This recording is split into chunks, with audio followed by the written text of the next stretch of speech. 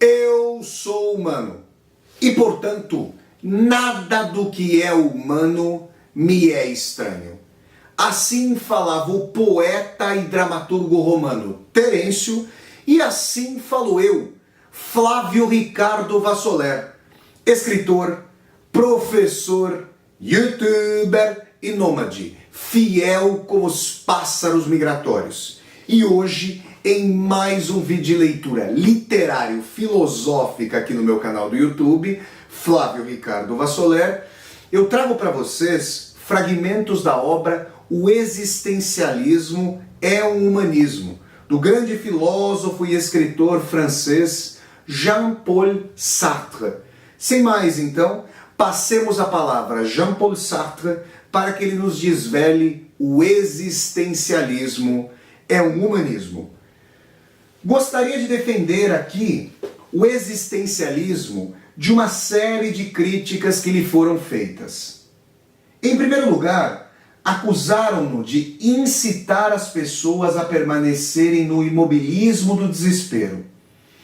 Todos os caminhos estando vedados, seria necessário concluir que a ação é totalmente impossível neste mundo. Tal consideração desembocaria, portanto, numa filosofia contemplativa, o que, aliás, nos reconduz a uma filosofia burguesa, visto que a contemplação é um luxo. São estas, fundamentalmente, as críticas dos comunistas. Por outro lado, acusaram-nos de enfatizar a ignomínia humana, de sublinhar o sórdido, o equívoco, o viscoso e de negligenciar certo número de belezas radiosas, o lado luminoso da natureza humana. Por exemplo, segundo a senhorita Mercier, crítica católica, esquecemos o sorriso da criança. Uns e outros nos acusam de haver negado a solidariedade humana, de considerar que o ser humano vive isolado.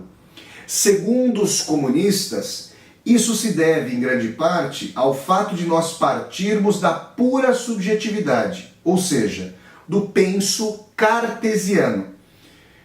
Ou seja ainda, do momento em que o ser humano se apreende em sua solidão, o que me tornaria incapaz de retornar em seguida à solidariedade com os seres humanos que existem fora de mim e que eu não posso alcançar no cogito cartesiano. Na perspectiva cristã, somos acusados de negar a realidade e a seriedade dos empreendimentos humanos, já que, suprimindo os mandamentos de Deus e os valores inscritos na eternidade, resta apenas a pura gratuidade. Cada qual pode fazer o que quiser, sendo incapaz, a partir de seu ponto de vista, de condenar os pontos de vistas e os atos alheios. Tais são as várias acusações a que procuro responder hoje e a razão que me levou a intitular essa pequena exposição de O Existencialismo é um Humanismo. Muitos poderão estranhar que falemos aqui de humanismo.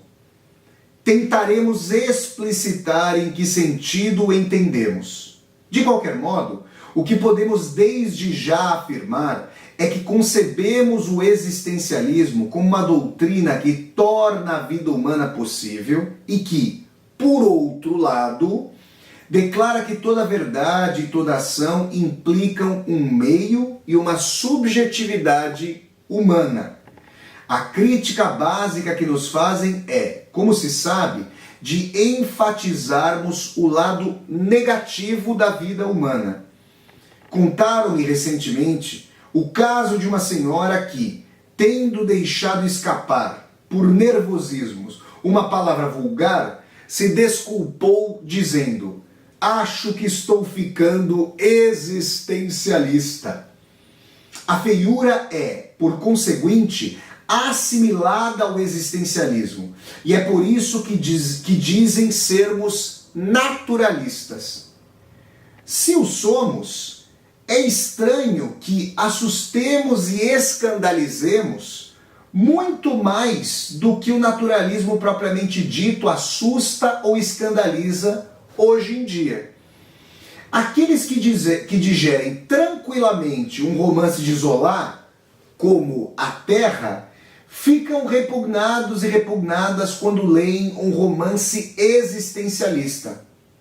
Outros que se utilizam da sabedoria das nações, profundamente tristes, acham-nos mais tristes ainda. Mas será que existe algo mais desesperançado do que o provérbio? A caridade bem dirigida começa por si próprio.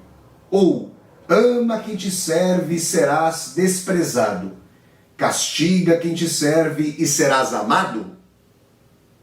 São notórios os lugares comuns que podem ser utilizados neste assunto e que significam sempre a mesma coisa. Não se deve lutar contra os poderes estabelecidos. Não se deve lutar contra a força. Não se devem dar passos maiores do que as pernas. Toda ação que não se insere numa tradição é romantismo. Toda ação que não se apoia numa experiência comprovada está destinada ao fracasso. E a experiência mostra que os seres humanos tendem sempre para o mais baixo e que são necessários freios sólidos para detê-los. Caso contrário, instala-se a anarquia. No entanto, as pessoas que ficam repetindo esses tristes provérbios são as mesmas que acham muito humano todo e qualquer ato mais ou menos repulsivo. As mesmas que se deleitam com canções realistas. São estas as pessoas que acusam o existencialismo de ser demasiado sombrio, a ponto que eu me pergunto se elas não o censuram, não tanto pelo seu pessimismo, mas justamente pelo seu otimismo. Será que, no fundo, o que amedronta na doutrina que tentarei expor não é o fato de que ela deixa uma possibilidade de escolha para o ser humano? Para sabê-lo, precisamos recolocar a questão no plano estritamente filosófico. O que é o existencialismo? A maioria das pessoas que utiliza esse termo ficaria bastante embaraçada se tivesse de justificá-lo.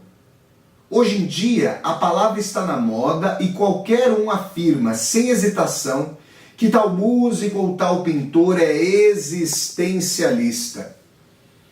Um cronista da revista Clarté assina o existencialista. Na verdade, essa palavra assumiu atualmente uma amplitude tal e uma tal extensão que já não significa rigorosamente nada.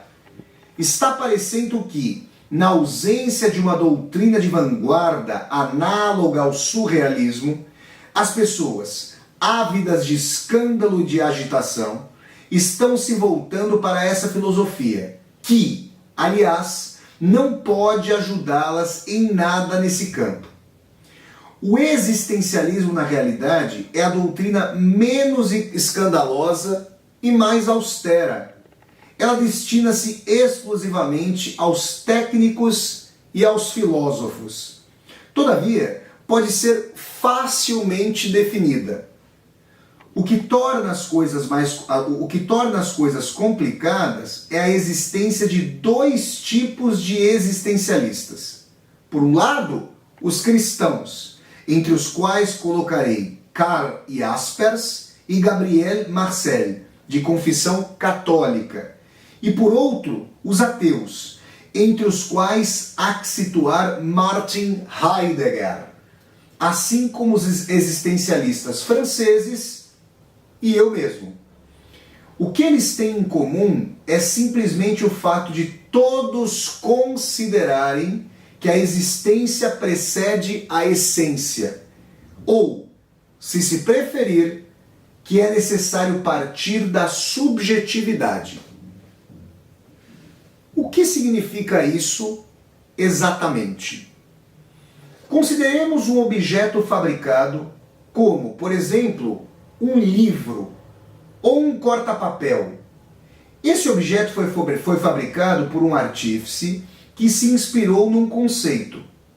Tinha como referências o conceito de corta-papel, assim como determinada técnica de produção, que faz parte do conceito e que, no fundo, é uma receita. Desse modo, o corta-papel é, simultaneamente, um objeto que é produzido de certa maneira e que, por outro lado, tem uma utilidade definida.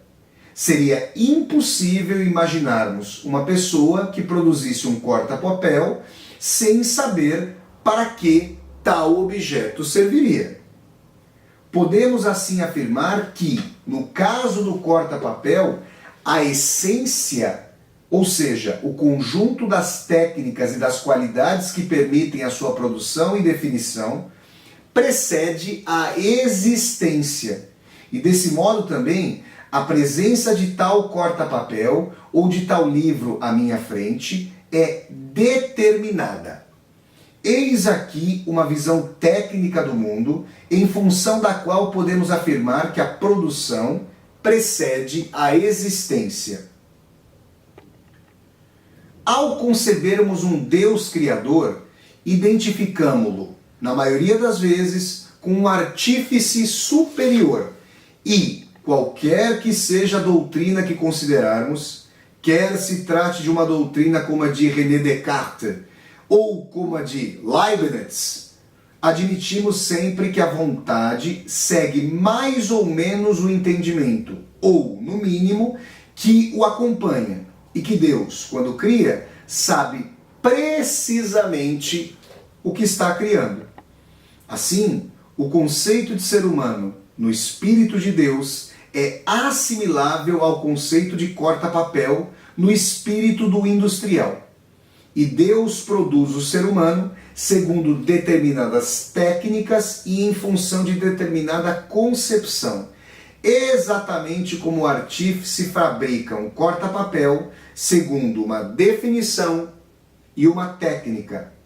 Desse modo, o ser humano individual materializa certo conceito que existe na inteligência divina. No século XVIII, o ateísmo dos filósofos elimina a noção de Deus, porém não suprime a ideia de que a essência precede a existência. Essa é uma ideia que encontramos com frequência. Encontramos-la em Diderot, em Voltaire e mesmo em Kant. O ser humano possui uma natureza humana. Essa natureza humana, que é o conceito humano, pode ser encontrada em todas as pessoas, o que significa que cada pessoa é um exemplo particular de um conceito universal, o ser humano. Em Kant, resulta de tal universalidade que o ser humano antigo, o ser humano da natureza, tal como o burguês, devem encaixar-se na mesma definição, já que possuem as mesmas características básicas. Assim, mais uma vez, a essência do ser humano precede essa essência, essa existência histórica que encontramos na natureza. O existencialismo ateu que eu represento é mais coerente. Afirma que, se Deus não existe, há pelo menos um ser no qual a existência precede a essência. Um ser que existe antes de poder ser definido por qualquer conceito.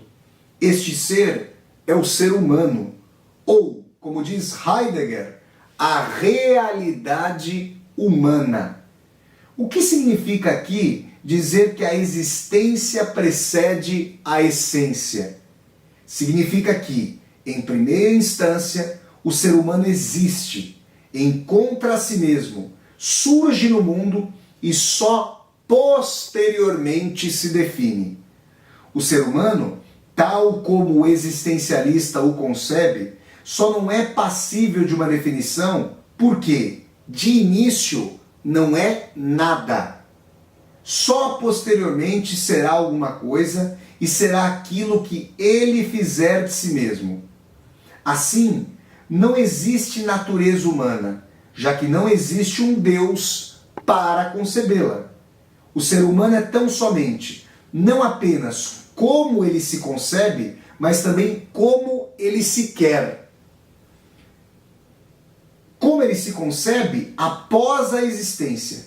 Como ele se quer após esse impulso para a existência. O ser humano nada mais é do que aquilo que ele faz de si mesmo. É esse o primeiro princípio do existencialismo. Pessoal, esses foram fragmentos formidáveis do ensaio de Jean-Paul Sartre, grande filósofo e escritor francês. O existencialismo é um humanismo. Se vocês gostaram de mais esse vídeo de leitura literário-filosófica aqui no meu canal do YouTube, deem um like no vídeo, curtam o vídeo, disseminem esse vídeo pelas redes sociais, para que nós possamos chegar cada vez mais e mais pessoas.